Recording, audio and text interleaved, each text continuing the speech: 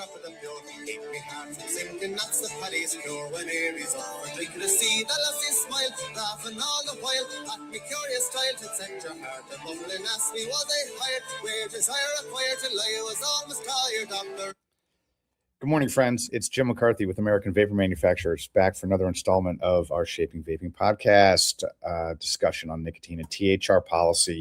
Joined as always by my golfing twosome companion, Joe Gitchell, low handicapper, varsity, collegiate golf star. I couldn't resist on Twitter. I think it was just yesterday. Someone shared the video of this journeyman pro who needed to make a 1 on his last hole at some qualifying thing, and he just dropped it. Yeah. And I couldn't resist. I don't know if I shared this with you before, but at the second round of the 1991 Iowa State Match Play Tournament, I was dormy on the 17th tee, and my opponent put it just off the green. I'm like, he's been getting up and down from everywhere. I got to get this close. Choke 7-iron, 1 hop right in the jar. Oh, wow. And then I won the first sudden death hole. Wow. And this poor guy, I saw him on LinkedIn. He's obviously made a life of himself even after that calamity. After losing to Joe Kitchell in the match play. How did he ever get off the canvas? and in that way, because he had been just beating me. There was no question who should have won that match. And then out of nowhere, I'm like, what? That's great. Well, at the end of this podcast, I will show you my scorecard from Shinnecock Hills, where they are playing the U.S. Open today and through the weekend. And we'll let you, Joe, take a guess at the over-under on what I shot at Shinnecock. Fantastic. But we got a lot to get to today. We're going to talk a little bit about the Fifth Circuit has taken back up the Triton after the remanding. Wages and weight line after the remanding. We're talking about that. We're talking a little bit about a really important piece I thought was that you flagged in Stars and Stripes about how the Pentagon is throttling access to safer nicotine among America's fighting forces. And then we're also going to talk about an absolutely execrable new, I don't even know what to call it. It's not a paper. It's not a report. It's WHO giving talking points to all the various public officials in the dozens upon dozens of countries that they are strong arming and coercing about how they can shut down any discussion about safer nicotine. It is one of the absolute worst pieces, most irresponsible pieces of public communication I've ever seen. And that is a high bar, friends. We're also going to talk a little bit about some New York Times Kremlinology for the first time in a long time, maybe ever. The New York Times beat writer on vaping FDA issues, Christina Jewett, came down from her exalted throne to speak amongst the peasants on Twitter, and she shared some insight into her origin story, which should open your heart just a little bit, Jim. Actually, had the opposite effect, which we'll discuss. Okay. Had the opposite effect. But let's kick it off with the Fifth Circuit. Let's let the FDA. Let's take the FDA to the woodshed, Joe. Before I go there, listeners will recall the Supreme Court took up the Wages and White Lion case last year and remanded it back to the Fifth Circuit, which is to say they didn't decide, they didn't make a ruling on the whole of the case, and instead sent it back to the Fifth Circuit to reconsider, which is what that means. And what's really at issue, what the Supreme Court wants the Fifth Circuit to put more clarity around, is whether FDA's fatal flaw memo and the way that they structure the APPH standard, and especially the way that they have continually moved the goalposts, sometimes in hidden ways, sometimes in ways that are unmeasurable, whether that amounts to what the federal government calls a rulemaking. And that is when a federal agency is enforcing the law, applying the law, they sometimes have to interpret what Congress intended them to do. And when they do it in a form, when they do that in a formalized way that has broad application across every, citizen or everyone who's being regulated, they have to do it by making a formal rule. That's a federal term of art. It means they have to put forward specifically what they're going to do. They have to have a period in which the public and all stakeholders can comment on whether it's a good idea or bad idea. And it's a very formalized process. They can't, in other words, they can't just make it up on the fly. They can't just say, oh, well, here's what we think Congress means, derp, derp, derp, off to the races, which is, exactly what FDA did. So last thing I'll say is, you'll recall, listeners will recall too, that the first time that they were in front of the Fifth Circuit, 18 months ago or so, the FDA got absolutely torched. I mean, they were the You're going to work in the Supreme Court's actual ruling, though. Oh, well, let's touch on this because you, among others, Joe, as I recall, did quite a touchdown dance when FDA seemingly prevailed at the Supreme Court level, and FDA and the court apparently sided with them in a 9-0 ruling. And people were holding up, oh, FDA is undefeated, it's SCOTUS, and there was a lot, all kinds of derriere shaking and finger guns in the air. Well, guess what? It ain't over yet. And let's just take a look at how the Fifth Circuit came at them. It's so there's so many things, as you know, John. I'm gonna try to keep my blood pressure down in this one, but there's so many. I was gonna say, wait, where's your mantra? Yeah, totally. I mean, let's just take a look at what Fifth Circuit Judge Jones said to the FDA's lawyer, Koppel. She points out, she says, of course, the reason that 1 million of these applications were denied in a short period of time is that none of the applicants knew that they had to have a comparison to show the demonstration of appropriateness. That is, a comparison between their products and the arbitrary tobacco-flavored product that FDA has just pulled out of thin air. Therefore, even if you were correct about the tobacco products standard distinction, you still have something that was applied to every single one of these. Not developed in adjudication, but developed beforehand. Under the tests of the Fifth Circuit, it walks like a rule and it squawks like a rule. And that's why it's subject to notice and comment and has to go through the Administrative Procedures Act, the proper rulemaking process. So, I mean, that's a pretty strident and I would say well-deserved description of how the Fifth Circuit comes at this. And I guess the point I want to make here, Joe, I'll get your thoughts on is it's not only did they change the rules after the APA standard was in effect, but even as they were devising it, what is appropriate for protection of the public health really mean? How are we going to measure that? What are we going to require? There was a point at which FDA, including your pal, Mitch Zeller, had to sit down at a table and decide how are we going to look at these applications? What are we going to use to measure them? And they did that. These public servants who have a public duty did that behind closed doors using their own devices. No doubt, we know that they were secretly meeting with the American Lung Association and Tobacco-Free Kids during all that period outside of public view. And they came up with their little scheme of how they were going to do it. And no one knows what's in it, Joe. Not then, not during, not today. It's always been completely opaque. And guess what? Even when manufacturers succeeded and got through the steeplechase, blindfolded, then they changed the rules and retroactively said, oh, no, actually, you needed studies that we forgot to mention to you. And so they changed the rules of the game even after the vape manufacturers had prevailed. And so I want to stress here that what Judge Jones is zeroing in on is just the fatal flaw standard, the comparative efficacy standard. But there's actually a lot more to how FDA evaded the law. Let me say that again. Evaded the law. So your thoughts? Well, it's clear you have a firm conviction here. Sheriff, federal judge.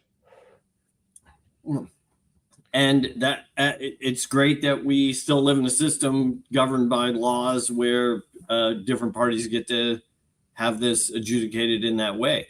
I And again, I'm not even an unfrozen caveman lawyer. Like, so a lot of this stuff, I'm just bringing my non-legally trained perspective to it.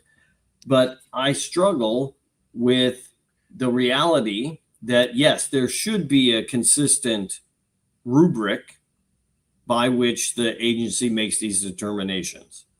And they did establish a final rule on what should go in a PMTA for NHANES, even if that was finalized after the due date for the round of applications. And my recollection of that rule is it's pretty broad and doesn't include, oh, by the way, you need to have this study. So, I mean, I think there's a lot of reason to be frustrated with the way this process has unfolded. So I'm not completely disagreeing with you, but I am taking exception with the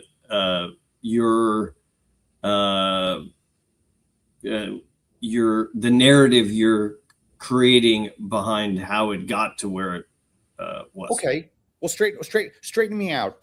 Please give me, if you could, a justification for why FDA withholds the yardstick that they're using to measure these products, and include the whole world of fiction too. Don't confine yourself just to logic, reason, and known fact. Include the world of fiction too. Is there any moral justification for hiding that yardstick? Well, I think, and I'm a broken record on this, I think that on CTP, in my view, has not been granted a license to function and operate from broader society. Other centers at FDA that have been around longer have that. Even what do you mean? That the broad socio-political cultural environment in which FDA operates has a very clear expectation that to regulate tobacco products means to deny them, ban them, restrict them. And that's how you advance public health. Like, that's kind of the starting place. And the struggle that FDA has is that they have that's the public expectation. Public expectation, policymaker expectation, elected official, explicit demands. Do you have what it takes to ban Juul on day one? Okay. Well, I mean, I don't want to debate on that point. The point I'm trying to get at is, I know you want to debate on your. My question to you is, what's the moral justification for concealing the yardstick? I think that I don't know, obviously, but I can imagine that was one of these least worst decisions of we need to maintain the flexibility to be able to stay functioning in this contorted, polluted political environment, and we're not going to outline some unambiguous APPH equation that sponsors could solve for. That's a very fancy way of saying we're going to keep it ambiguous in case someone gets mad at us so we can change our mind. Well, and both of those are actually they fit pretty well together. Thank you. You just said it more tightly than I did. But that's not a moral justification. That's a rationale for deceit. Well, but we're not going to resolve morality here. Oh? I don't think so. Certainly the people who hold opposing views believe they have the high ground on morality when it comes to this topic. Maybe I was absent that day in Sunday school, but I'm pretty sure it's wrong to lie to the public. I think we're safe on safe ground saying you shouldn't rob a bank. I think we're, as Judge Jones points out to the FDA, I think we're on fairly safe turf saying you can't break the Administrative Procedures Act.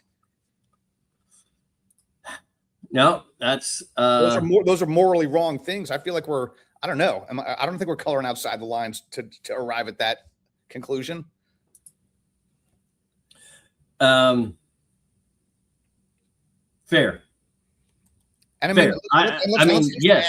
let's hasten to add too. This is not just angels on the head of a pin. We're not talking just about, did you fail to call your mom, on Mother's Day? The lie that they've set up, the concealment of that yardstick is hurting thousands and thousands of companies, ordinary people, many of whom were in our comment thread, oh, by the way, who've had their businesses imploded because of that. And in addition, there's 500,000 Americans who are going to their heavenly reward each year because these guys are depriving them of the product.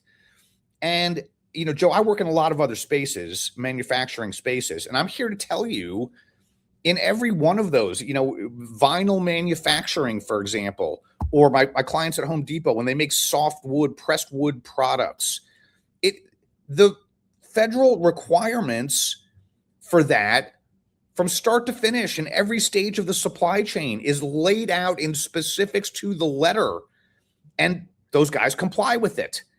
And I've got complaints with that structure, but at least they can see where the hurdles are. Yeah.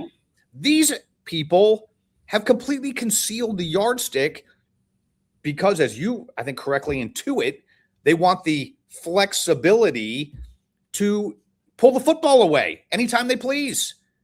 I mean, that is horrendous. Well, I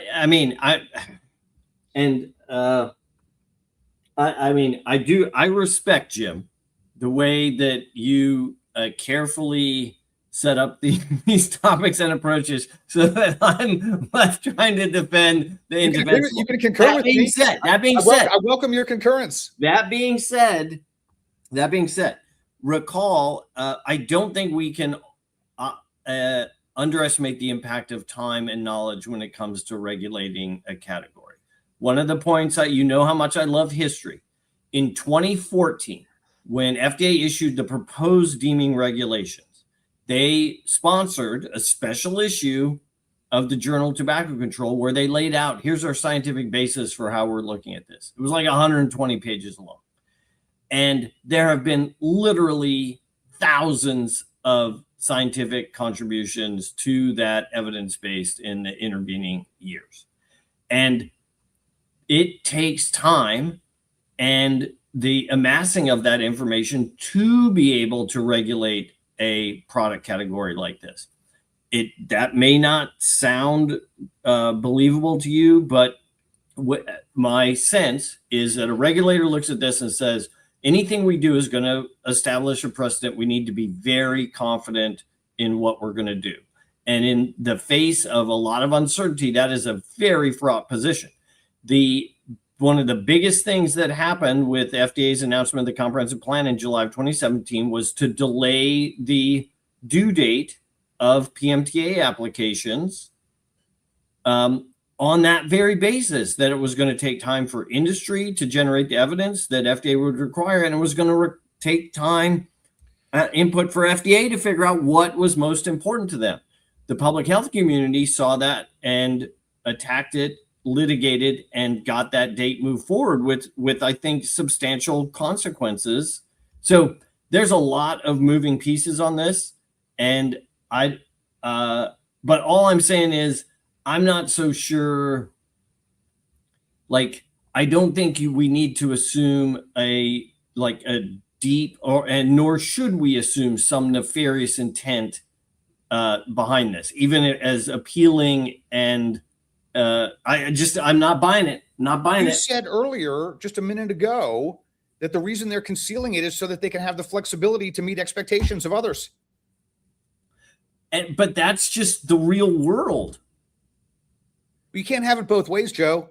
Why not? Are they concealing it to give themselves, because by concealing it to give themselves flexibility, that's a nefarious scheme. And against the law, oh, by the way.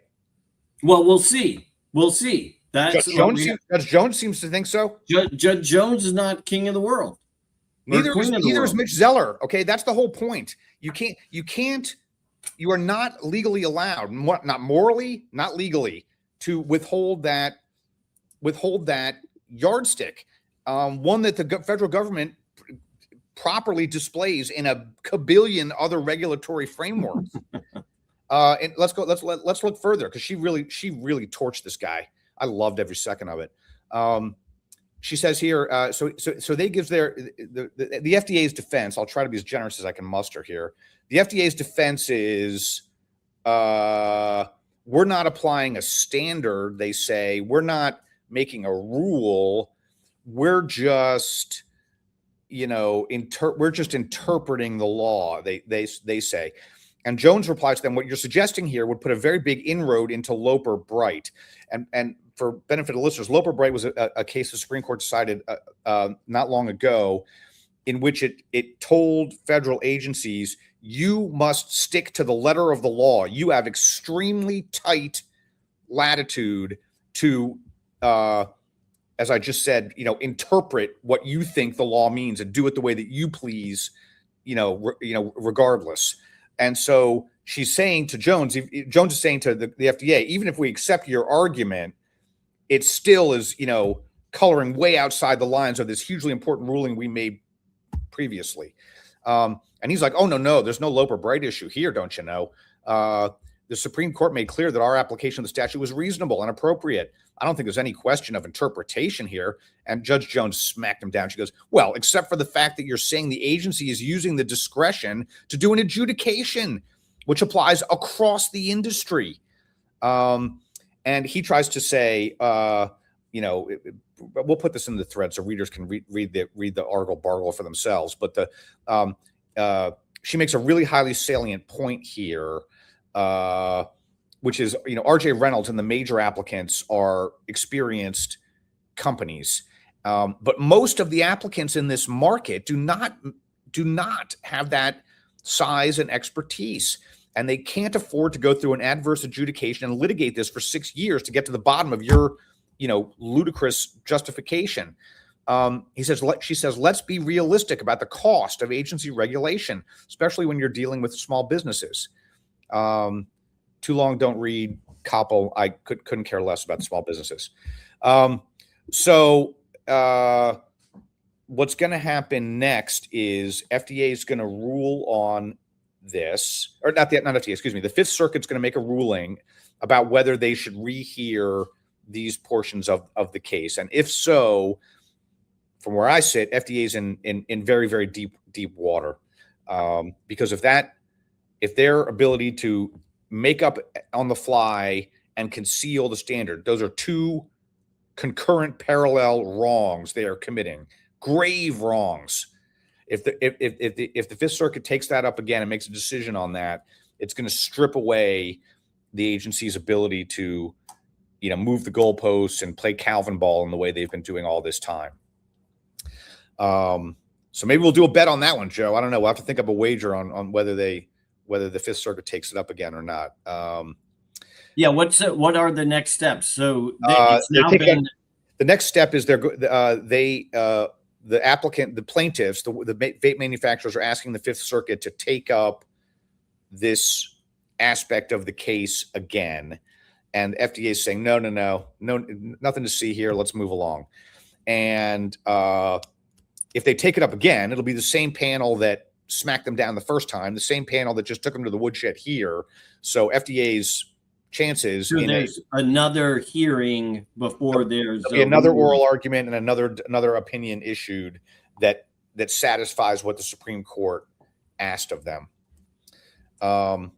So we shall see. And the last thing I'll say on it is, from where I sit, I think this is the single best avenue that THR advocacy has. All of the other battlefronts, public discourse, academia, lobbying, of Congress, even the White House, all of those, I think, pale in comparison to the power that the federal judiciary could bring to really changing the way that tobacco harm reduction is managed in this country. So although it's uncertain how long it's going to take, I'm pinning a lot of my hopes on that. Let's move along. Next up, let's talk a little bit about a piece that you flagged, Joe, from Stars and Stripes. Yes, from Timothy Vermillion. Is the main publication listeners will know of our American Armed Forces, and they do a great job. It's actually an incredible Pulitzer Prize winning journalism platform. And they ran a piece that you flagged, that published a couple weeks ago, 2 weeks ago, by Timothy Vermillion, a social worker who specializes in providing readjustment therapy for military and veteran populations. He's a service disabled veteran who served in Iraq, the Army National Guard, and he lives in New Jersey. Tell us about the piece, Joe, and why you flagged it. Well, I appreciated how it was a candid, direct, just pragmatic, realistic take on wrestling with nicotine use among our service members. And this goes back to one of my main hobby horses about how the continuum of risk is not a shared truth in this field or broadly in society, as reflected in that paper that I will continue humble bragging about, analyzing path data, suggesting that among adults who exclusively smoke cigarettes, 94% believe e-cigarettes are as or more harmful than cigarettes. Which is just a sobering reflection on the challenge we confront. Because it's not true. It's not consistent with the evidence that I find most persuasive, even though there are lots of people for whom they will argue that it's great that the public is finally understanding that the science is showing that these non-combustive products are harmful, and maybe even as harmful as cigarettes. And there are credible people who assert that. Joe, I bow to your expertise and your intellectual acumen, but I beg you academics to please put things in layman's terms. I'm gonna need to get a Sheriff Tom Bell translator, because your answers are always put in this kind of academic parsing that evades any rough edges. And well, it's not about evading rough edges. It's about respecting the importance of using words and persuasion as tools to advance an argument. A lot of people think that vaping is just as bad or more harmful than cigarettes. That ain't true. That's persuasive. That's kitchen table language that ordinary Americans can understand. Well, but the overwhelming majority of the unconflicted, credible health voices are not providing that information to the public. Right. In fact, they're generally making sure that people, whatever their intentions are, they're not correcting what we would believe are misperceptions. And my point is, we can simplify that too. That's irresponsible. They are derelict in their duty. Where I will say problem. Well, that your words. I'll agree that that's your interpretation. Okay. But generally, telling people that they're wrong, hurting people, and being like poxes on our society is not the best starting place for persuasion, Jim. Joe, I want to go back. I may go back and make a compilation of all the kinds of rhetoric, speechifying, and public communications that the tobacco control community used in the old days when they were, excoriating the tobacco companies. No adjective was too harsh. No indictment too damning. No brimstone too hot for these guys to rain down on tobacco manufacturers. And now all of a sudden you're like, oh, forfend. We must obey the rules of Canley and the court etiquette. Don't you know there's no higher value than politeness? But Jim, that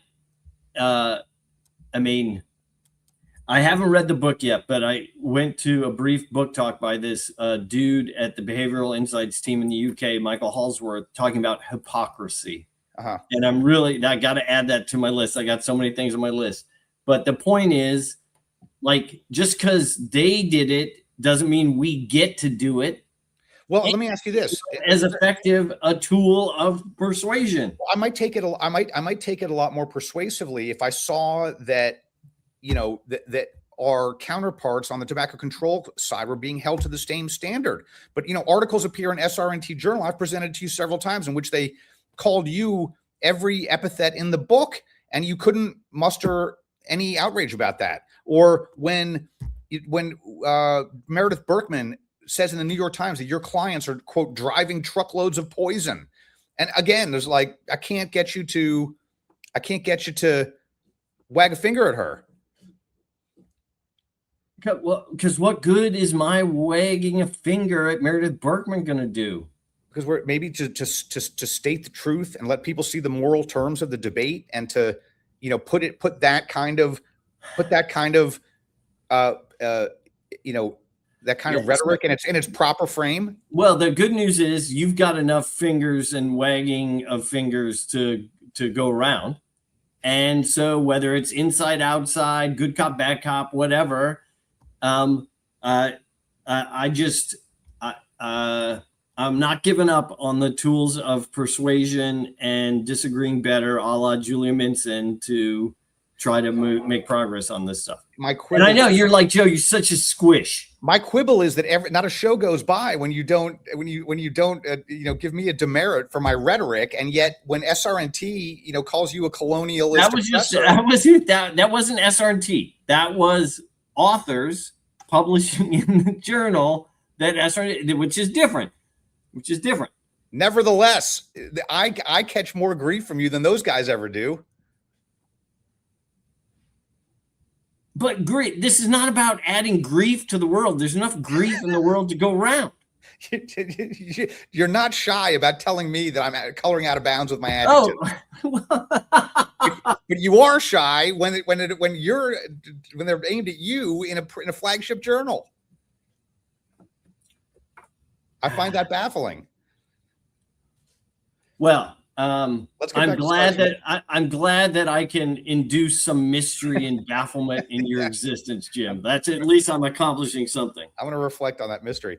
Well, let's get back to the Stars and Stripes piece. Yes. I mean, what's so important about it, I forget the figure, but it was some astonishing figure of our service men and women use nicotine. I want to say it's as high as 40%. Yeah, I think that's entirely possible. Yeah.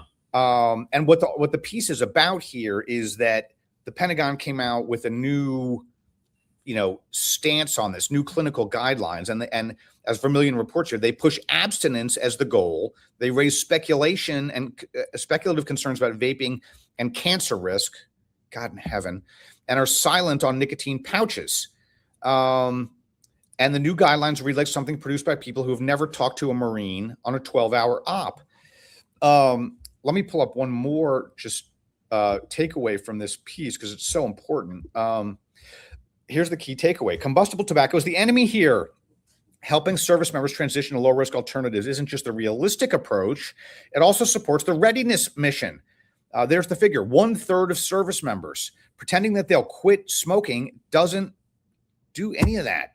And so, what he's talking about on the readiness mission is that, of course, when our fighting forces are smoking cigarettes, their physical fitness and their health is far worse. And these are people that we're counting on to be, on the front lines of combat, protecting us around the world. I mean, it's just astounding that the Pentagon would seek to deprive those soldiers of alternative options that would improve their performance. It's crazy to me.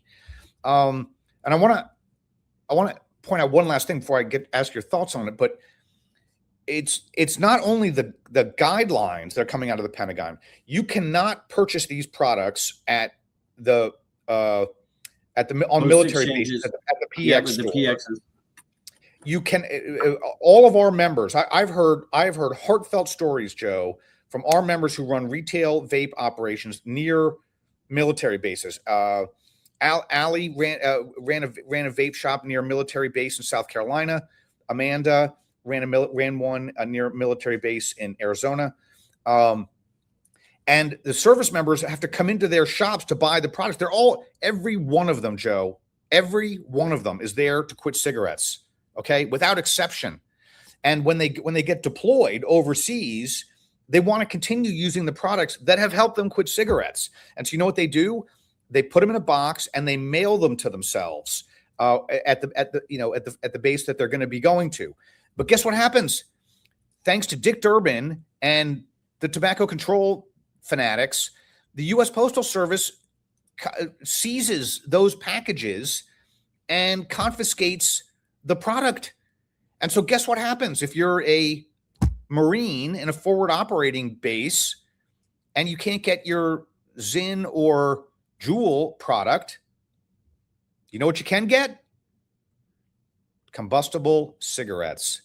And to my mind, there's no more glaring example. I mean, there's a lot of cohort groups that are of smokers that really pull on my heart. Older smokers in particular, I think, is really devastating. Or the customers at Skip a Bayan store in East Harlem, from one of the poorest, most diverse neighborhoods in all of America, that are going back to cigarettes because the FDA crushed her business. That it's hard to get worse than that. It's hard to get more compelling than that.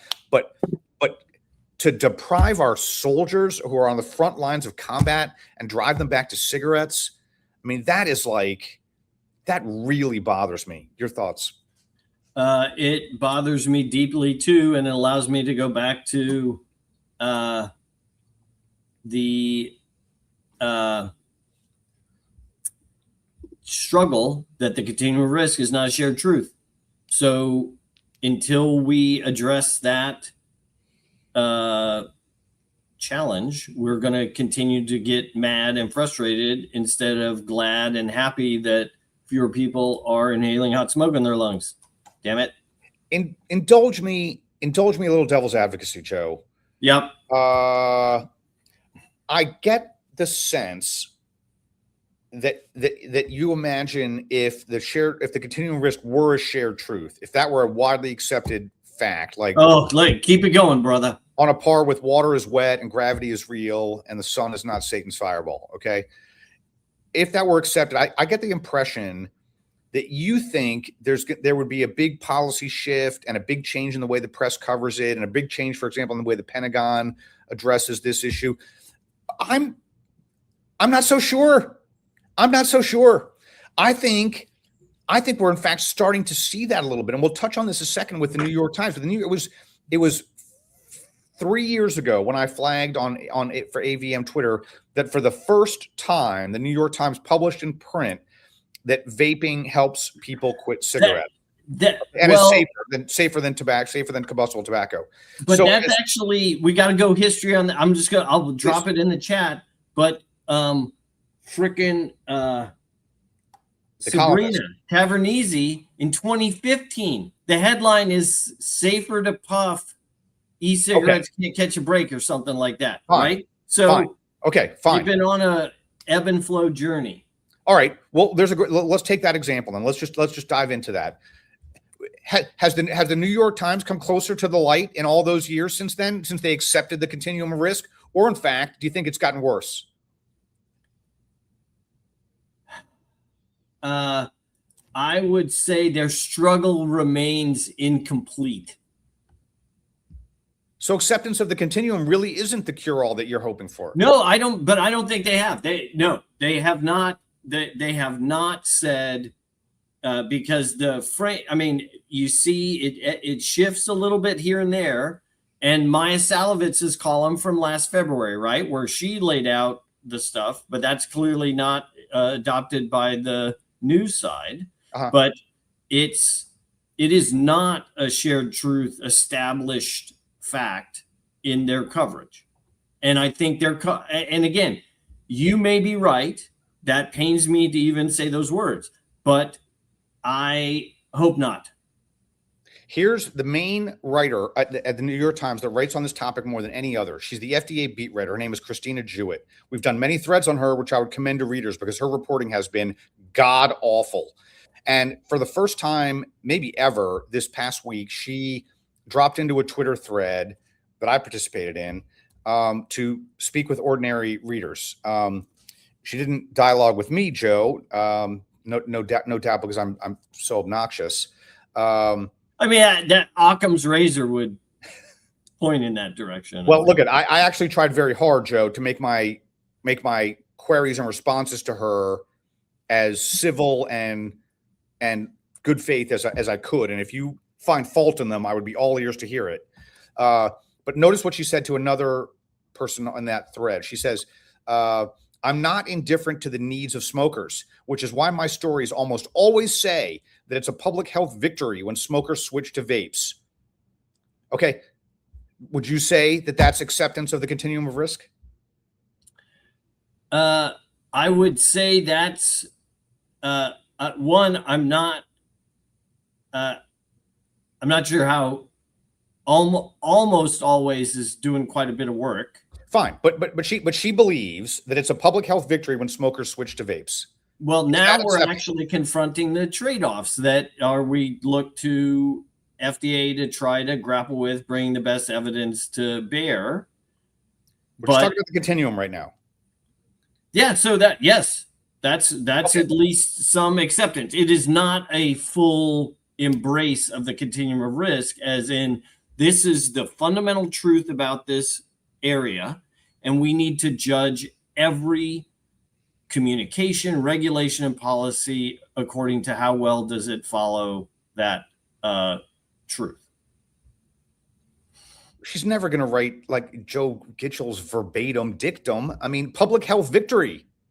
She agrees with you, at least in theory, at least is stating it here. I think it's disingenuous, but she's stating it here. I mean, I don't see how you can get a whole lot closer. That's like something Cliff Douglas would say. Yeah. And yet, notice the whole rest of her reportage is shot through with all the same. But so it doesn't change her mind. It doesn't actually move policy or the press framing. And look, can we at least agree that the sun's going to rise tomorrow, and tomorrow's another day, and maybe she's on her own journey of wrestling with this stuff? Or maybe, I mean, I can think of some other explanations of where she's headed. Yeah, no, and there might be some, but why not assume that that's what it is? Because of her, I'll tell you why. Because of our experience with her reporting. She can learn more. She can be exposed to more thinking. She can dig into what happened in New Zealand. How do we explain the dramatic drops among smoking, the Maori population in the last 5 years? What happened there? There is information that could hit her, that could cause her to update and revise her posture on this. I'm clinging to that. Another way to say that perhaps is there's a lot more that they have to get to after they accept the continuum of risk. That's only like one step. Oh no, yeah, but long ladder. But it's necessary, not sufficient, but we're nowhere without that as a shared truth. And it is telling. We're going on 9 years since FDA publicly, forcefully declared that this is true. We're basing our regulatory approach on this. And that was not welcomed or accepted by any of the public health community. Mm-hmm. How long do we have to wait? That's our evergreen question. Well, I don't want to wait more than like tomorrow, but I mean, we we could do? We could send all the Elon's minions in there to doge the hell out of it. We could do that tomorrow too. Well, how about that one? No, I'm not sure that history is going to look back on that as an effective. Oh, I will. All right, let's move on because your colleague Arielle Selya flagged some stuff that's happening in the meantime in the academic space that I want to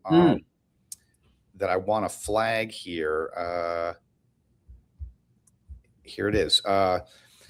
She put up another retraction of a paper analyzing. I don't even know what this is. Help us understand what is NHANES? Yes, NHANES is the National Health Ambulatory Nutrition Examination Survey, which is a cool federally funded data collection process where not only do they ask people questions, but they actually take them into a van and measure their height, weight, vitals.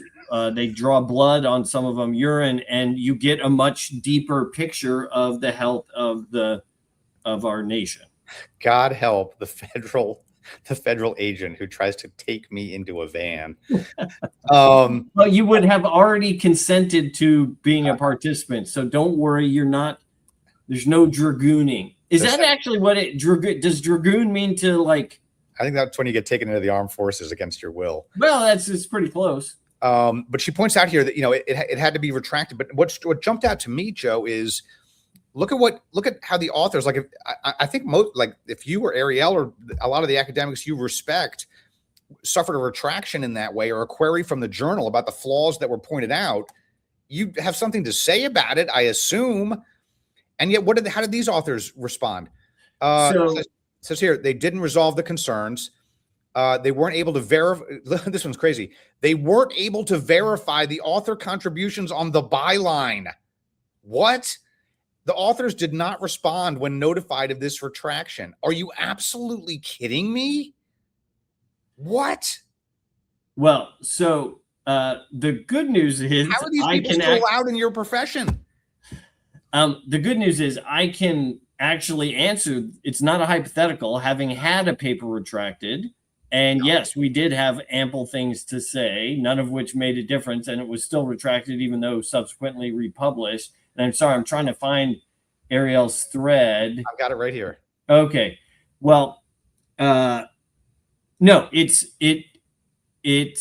the reality of the scientific publication process that a lot of stuff gets published that shouldn't have made it through editorial and peer review. It's good that some journals will finally take the effort to try to clean up the scientific record. It is definitely not a mark of it's not encouraging that the authors didn't even try to defend their work. When patrons come into a bar and they order whiskey shots one after another for 3 hours, and they get blind drunk, and then they get behind the wheel and they crash into a car in front of the bar, and the bartender comes out and helps pull them from the fiery wreckage, the bartender is not helping. Okay. I mean, in some sense, you could say the bartender is helping to clean up, but that is not a responsible bartender. That fair enough. Fair enough. Just look at what they let through, get into publication in their paper before they cleaned it up. Notice the ZIN the critical parameters are not described, not limited to pouch strength. Well, that's a different thread. No, it's not. It's the same thread. Okay, you did the work. Keep going. Yeah. The dose they used was not a useful model. They weren't able to measure the precise amounts. For a 70 kilogram adult, it would be 11.6 times the amount found in ZIN. The study design lacks nicotine and CBD only groups, so you cannot untangle the independent effects, which renders the paper useless. And on and on and on. I mean, in summary, the exposure paradigm is insufficiently described, unvalidated, dose delivery is not confirmed, key control groups are missing, several endpoints are confounded by the seizure model itself, and oh, by the way, several of the authors were fictional. Well, I think these are two different studies. I mean, if that's how easy it is to get a paper. Yeah, no, yeah, you could. Me and Grok are gonna dash up some good ones and spray that all around Hell's Half Acre. I can't wait. Fair. Be a published academic, and then it'll be at least 18 months, 2 years, if ever, that it gets retracted. I mean, we know the batting average of retractions. I mean, I could be on my way to being the Irish Jonas Salk. I mean, it must dismay you to see this happening in your space. Well, I mean, it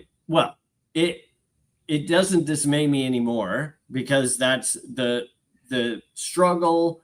The problem of a polarized field is you get science that isn't reviewed by people who see the world differently until after it's published. And that's bad for everybody. So it's part of another one of my hobby horses that we have to somehow reduce the polarization in this field, where people actually want constructive criticism from people who see the world differently before their paper's published, because it'll make for a stronger, better paper.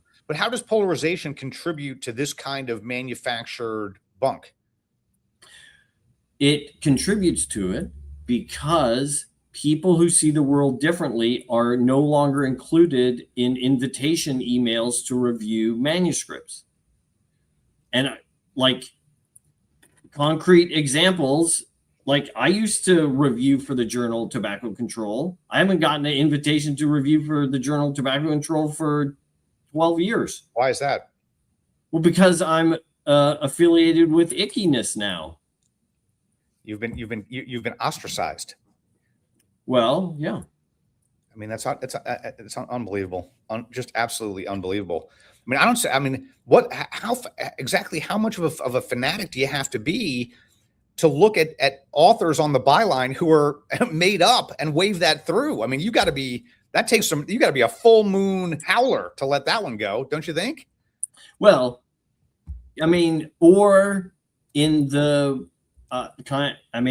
no, because humans were not rational reasoning creatures. We use those tools to persuade other people to come along with us. And when you have groups, oh yeah, we got to do this one. Let's take a look at the fanaticism. Let's take a look. Let's howl at the moon since we're talking about full moon howlers. Let's take a look at a couple. Oh man, I have to be off camera. And then we're going to talk about Australia. This one is so crazy. The World Health Organization put out a communique this week to countries, all of its member countries, to specifically, explicitly to public officials. And you see the little dots, how you can cut out these cards. You see that? How it's got like the dotted line. Hand them over. Yeah. No. You don't hand them over. You keep them in your back pocket because they're easy refutations to anyone that disagrees with tobacco control hardline policies. When you're in a public hearing and someone says, "Gosh, what about the grandmas who we want to save from combustible cigarettes?" You pull out, myth number 14, and you just read that. We read the verbatim. It's like it is literally marching orders. And if you look at the actual ones, it's absolutely incredible. They say myth 13: tobacco tax increases exacerbate illicit trade. Not true, they say. Studies show a weak causal relationship between increase in taxes and illicit trade. Just like, oh, whatever. It's not even an attempt to persuade. It just declares it. It's crazy. And I'll show you that. But wait, it gets worse. Here's their full page. We're going to have on in a future show economist Jason Samprini to take a 5-iron to this document. But they've got a whole page here on tobacco tax increases will exacerbate illicit trade. Not true, they say. Despite like the literal flames behind them of the Australian stores, nationwide. This one to me is one of the craziest of the crazy. This is up there with Satan's fireball. The denial that black markets exist. You got to be so far gone to believe that one. Just insane. Anyway, your thoughts on that? I mean, WHO, I don't know what to say. They're led by a former Marxist armed paramilitary officer, and the head of North Korea, Kim Jung Un, one of the world's absolute history's worst human rights villains. This guy's on a par with like the greats, Pol Pot, Stalin. He is up. He's in the first ballot Hall of Fame, murdering villain. And he's on their executive committee.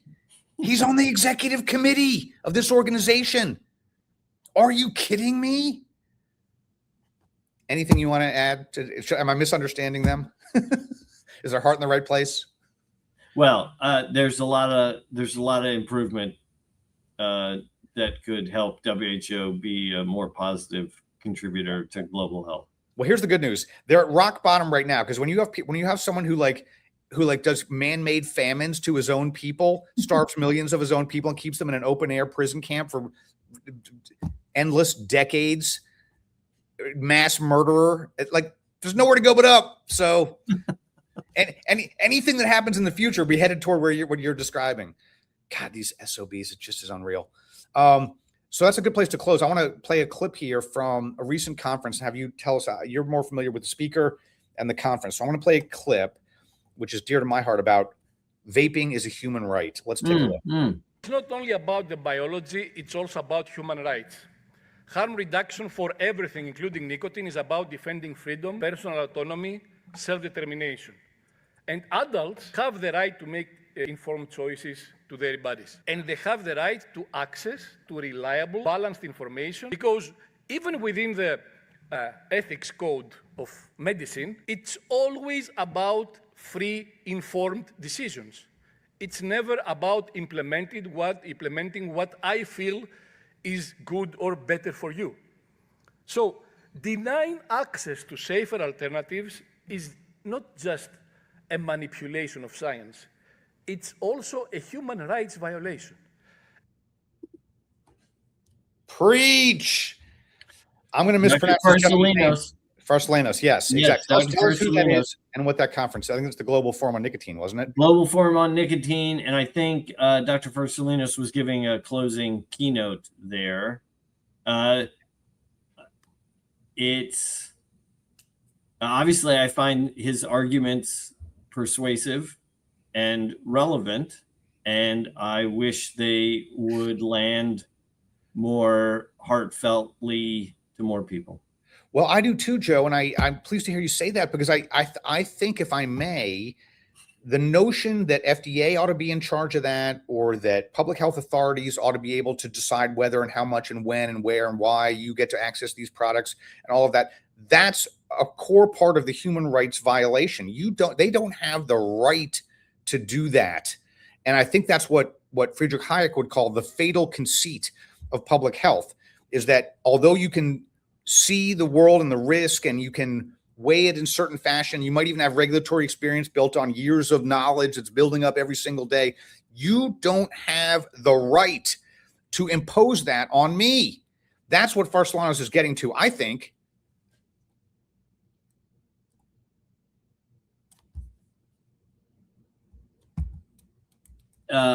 Well, this obviously touches directly on the kind of worldview, philosophical differences that we have about state capacity and its role.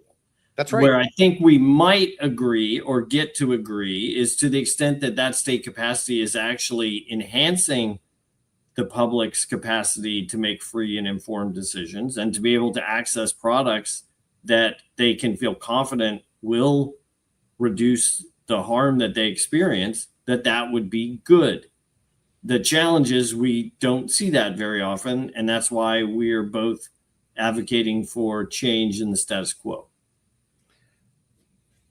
All right. That wasn't so bad. There's a lot of things that bother me about that. many. I mean, it was a complete thought. There was punctuation. Again, you are making a fatal conceit, Joe. You are granting authority to these people to decide for us. That Farsalinos' point is, you don't have the human right to do that. You're saying, well, it's a good thing if they end up making the right decision. It'd be a great thing if they did it in a way that helped people. But Farsalinos is saying you shouldn't even be allowed in the starting gate. Farsalinos is saying you shouldn't even be allowed in the starting gate. Well, so I'm putting a marker down. Dave Swainer's willing to come back. We got into these topics a little bit when we had him on a month or so ago. And I think we focus on some of these questions about what does this actually, let's characterize what your vision would be that would improve public welfare. And we can talk about mine, and we can have a wise Canadian help us get closer to a truth. I wish to learn from our friends up north. All right, well, let's end on a little feature note. We're gonna show my scorecard from Shinnecock Hills Golf Club, the original USGA courses built in the 1800s. And Joe, first course they had women members at Shinnecock from day one, as you well know. So very progressive mindset among my fellow New Yorkers. And I have two questions for you. What is your guess on what I shot for the round, and also on the toughest hole on the course, the uphill par 3 11th, which is like shooting onto the hood of a Volkswagen about 200 feet above your head? I'm going to guess you shot 84. And on the 11th? You actually made a par. Pretty close, Joe. Here's my scorecard. I fired an 82 for the round. Nice, Jim. That's impressive. With no birdies. I know. I hasten to add. And you made a 3. I made a 3 on the 11th. Yes, I did. Nice. Look at you. That's awesome. Yeah, it was a really great round and super tough and epic. I have to say that I urge everyone to watch the tournament this weekend. Shinnecock. I've played many golf courses. I've played all my life, and after that round this past August, Shinnecock vaulted to my #1 golf course I've ever played. It was almost a religious experience. It was so great. And you'll be amused to know too, Joe, the USGA officials, even back in August, were on the course tricking out the holes to make the edges of the sand traps sharper and finding places where they could make the slopes even more punishing and areas where they could grow the grass even higher. And on which hole was it? On hole number 8, they were on the green, measuring and plumb bobbing and getting ready to make it more diabolical. And I had played my approach shot was 10 yards short of the green. And so all the USGA officials just walked up, cleared the green so we could play up. And they were standing up on the hill watching us play. And I chipped in from 10 yards off the green. That's awesome. For par. Yeah. And I immediately looked at the USGA guys and said, "This is a cupcake course." And they all like doubled over laughing. That's awesome. It's a pushover. They were rolling. Anyway, I think I shared with you. I got to play Shinnecock like the fall of you did 80. Yeah, fall of 89. Wonderful. And do you remember what you shot? I remember that I finished, but it was in a driving rainstorm. Oh, wow. And I just remember standing on so many tees, just being like, I cannot get to the fairway, even if I hit a good shot. Like, what the hell are we doing here? Yeah. I mean, it was, I said to one of my friends, every single hole is a potential blow up hole. I mean, there's a lot of courses you play where there's some easy holes and you're never, ever going to like bogey it at absolute worst. At Shinnecock, you can make triple on every single hole. No, you should good for you for keeping that card, because that's some solid golf, Jim. Thank you. Solid golf. Thank you. I'll be measuring it against the players this week. I was playing from a tee a little bit ahead of where they are, though. That's all for this week, friends. In future episode, we're gonna have Jason Semprini. We're gonna have David Swainer. We're gonna follow. And Arielle's gonna come back. She's game to come back too. Circle that. I would love that. We need her insight more than ever, and our listeners need a break from my blood pressure and my empty platter. And if people didn't get enough of my like platitudes, I will drop in the eventual thread, because I got to do that podcast with the BAT. Oh, I saw that. Yeah, that's James Murphy. Yeah, and a little higher production value than what we have here. But I thought it was a good discussion and quite a bit of golf discussion too. So there's that. That's great. Well, we're improving every day, Joe. We're building on the mountain of knowledge here at Shaping Vaping. All right. For American Vapor Manufacturers, it's Jim McCarthy thanking Joe Gitchell and our listeners for joining us. We'll see you next time, friends. Thanks, Jim. Bye now.